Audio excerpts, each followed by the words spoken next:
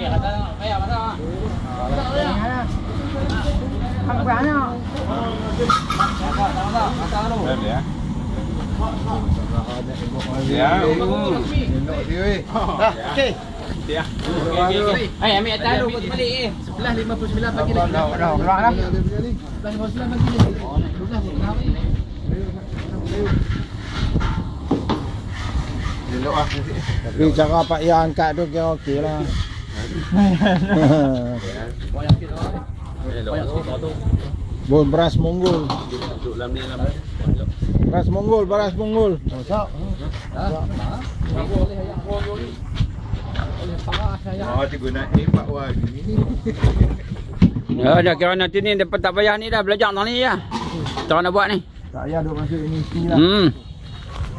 Buah beras tu, buah ayak bagi penuh tu sudah. Buat kunyit ni. Tengok cikgu nak tepuk ya. Ha pasal ya tak buat nak ni. Ada okey. Ya dah baca tu. Dah baca tu.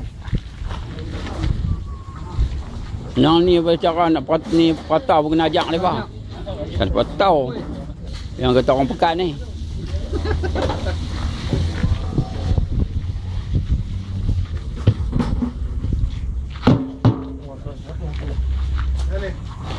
Yang buat benda-benda ni. Ni kalau buat nak pergi nanti nak pergi pak lah. Pak bagi nanti aku dah pak.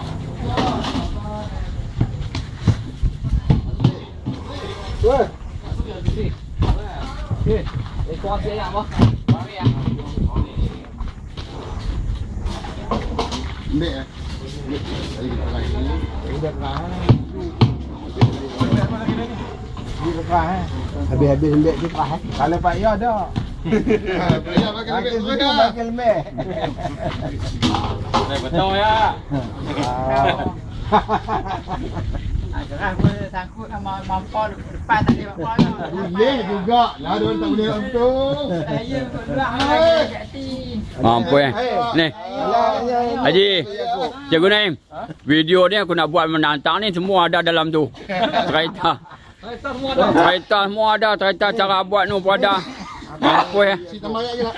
Ya, sekarang dah. Penyampak lembek. Lecu. Baru.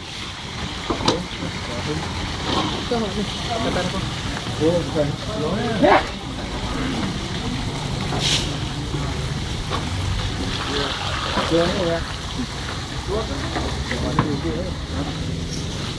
Ah, nak pergi laut ni lah.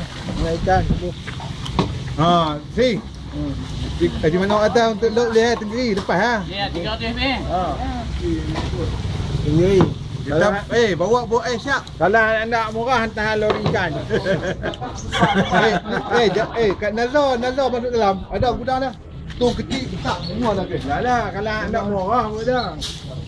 Dah lori ikan. Dia tak mau bagi. Dah abang dia. Ada lubang dia tambah lagi 2 kaki ni tu. Oh. Tinggi. Wah, dah suruh kita. Kurang sikit ayat. Ayah kurang sikit lagi. Ambil sikit. Orang lagi dia ni kerah. Dia sejuk ke kerah. Ni. Kalau bodoh kau boleh siap dalam tu tak boleh? Mana tu siap? Tak boleh?